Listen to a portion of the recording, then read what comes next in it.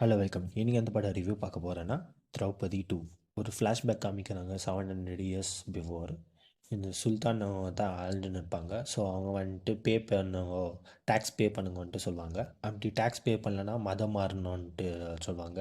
எல்லாரையும் ஃபோர்ஸ் பண்ணுவாங்க. அதுக்கோசரம் தமிழ் லவர் அவங்க வந்துட்டு அப்போஸ் பண்ணுவாங்க. இதுக்கோசரம் அவர் எதிர்த்து நிற்பார். அதனால அவங்க பையன் வந்துட்டு சுல்தான் அவங்க கடத்தின்னு போயிட்டு டார்ச்சர் எல்லாம் பண்ணுவாங்க அவங்கள.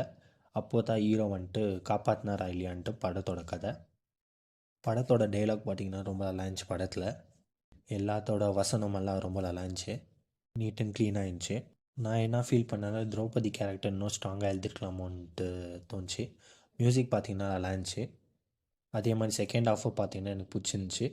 அம்மா எல்லாரோட பர்ஃபார்மன்ஸ் பார்த்திங்கன்னா ரொம்ப நல்லா பண்ணியிருந்தாங்க. அவங்க குத்த ரோலும் ரொம்ப நல்லா பண்ணியிருந்தாங்க எல்லோரும்.